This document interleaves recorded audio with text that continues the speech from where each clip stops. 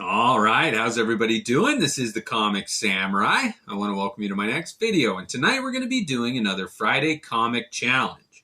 These are put out by Comic Collector Geek, and every Friday he challenges collectors to go through their long boxes and find comic book covers that share a common theme. Tonight's theme, Halloween monsters. So let's go ahead and jump right in. First up, we got this Detective Comics number 237. It features a beautiful Neil Adams cover with the Grim Reaper. And everybody's seen that Halloween costume out on that night. And I wanted to share my earliest Halloween picture that I could find. Now, the little guy dressed up as Spider-Man is yours truly, and the Incredible Hulk is my brother. So I hope that gives you an idea of how deep my love for Halloween and Marvel Comics goes. Next up, we got House of Mystery number 228. This one just really summed up for me what Halloween is all about. It's got the graveyard scene with the cross, and it's got ghouls and ghosts, and it's just a really good Halloween type cover. I really do like that one. Next up, we got John Bolton, Halls of Horror number 1. And again, it features another vampire there on the cover. But what I like about this one is you can look all over the cover and find other ghouls and witches and vampires. And it's just fun to see how many different types of monsters you can find. And that John Bolton, I think he is the number one most underrated artist. If you ever see John Bolton's name on a comic book, get it. You'll enjoy the art. All right, let's move it on. Next up, we got Superman number 5. And this was during John Byrne's run on it, and it features a great mummy cover. And I had to show another superhero picture. It's a little bit silly and a little funny, but that's my brother, my cousin, and I all dressed in our underoos, and I'm Superman, the little guy, on this side. And I think there's 2 Supermans and a Spider-Man there. So we were mixing our genres a little bit, but I just love all those Halloween memories. I really enjoy that holiday. So after that Superman mummy cover is a Dracula cover, and this is Interview with the Vampire, number 1, done by Innovation. And this is another one of those John Bolton covers. And I said that you'd enjoy anything that he drew, and I meant it. I really do like that. And I remember when this movie came out with Tom Cruise and Christian Slater, and it was just a great movie, and it was actually a pretty good comic book, too. And I had to take this next one out of the bag because it came sealed in a poly bag. This is Topps Dracula, Bram Stoker's Dracula, number 2 of 4. And I've seen this one a bunch of times with this poly bag that it came in, but I had to take it out of that because Mike Mignola did the cover on this one, and just looking at that breathtaking art of his, nobody can capture that gothic, dark, creepy atmosphere like Mike Mignola, and the coloring on this one with that blue. Oh, it's such an eerie Halloween type atmosphere. I really like that one. All right, moving on, we got a zombie cover, and this is The Dead Kingdom of Flies, put out by Berserker.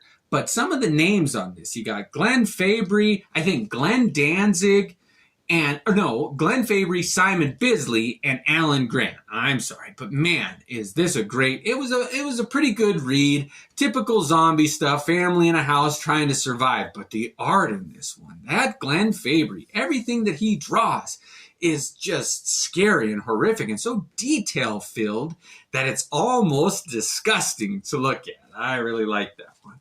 Next up, we got Ultimate Fantastic Four number 30. And the one thing that I really liked about that Ultimate line is when they introduced the zombie universe. Oh, they were such evil zombies. I mean, they still have all the brains.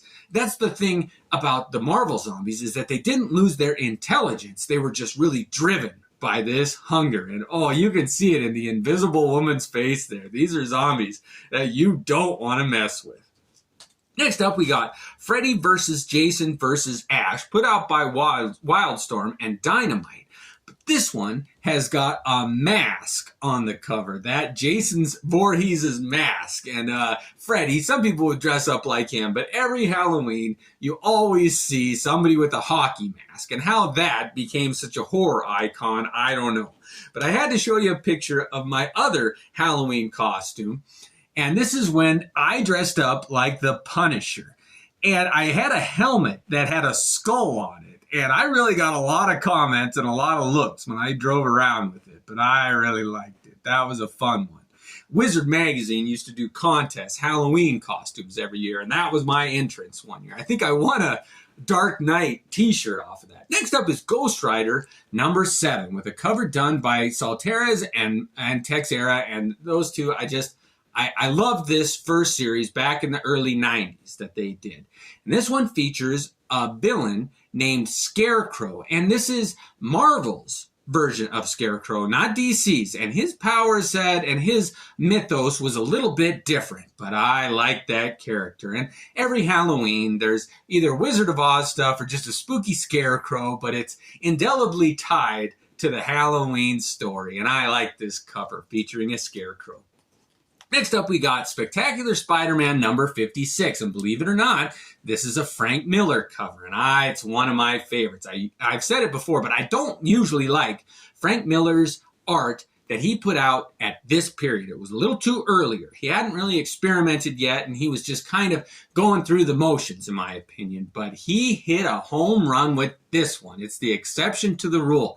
I loved how he introduced the Jack-o'-lantern character into the Spider-Man universe. And they ended up becoming pretty, just good characters to play off of each other. They had a good, rivalry, let's say that. And this one, some of the art in it, but this cover. Nothing says Halloween like a Jack-o'-lantern. And I really like that character on this cover. Next up, we got another Jack-o'-lantern cover. It's Ghost Rider #8, and it features a Sleepy Hollow riff, the Headless Horseman. And this one has got Ghost Rider holding a jack-o'-lantern, flaming in the night, jumping through the air, and you can almost feel the chill. Oh, I really do like this one. That Sudium can capture a gothic, really moody image. All right. I want to show you one more picture before I finish, but it'll explain the next one. Now, this is a picture of my dad dressed up as a vampire. My dad and my brother in the late 80s really got into that punk, gothic, kind of creepy Halloween look. And every time I see this cover, it more than any other one sums up what Halloween is for me. This is Slash #2 by the great J.O. Barr. And when he did this cover, it really was unlike anything I'd ever seen. The colors were so vibrant, but it screamed Halloween with this ghoulish, gothic, 80s permed hair, eyeliner, just creepy, pierced ear look. And my brother, when he and his friends would get together and dress up for Halloween, a lot of them looked like this. And it scared me more than anything. That punk 80s rocker hairband mix. It was such a weird dichotomy with the red big hair mixed with this ripped, just monstrous figure. And it sums up Halloween for me. So it's one of my favorite holidays. I hope it's something that you enjoy also, and you got a kick out of seeing some of these covers. Thanks again, and have a great night.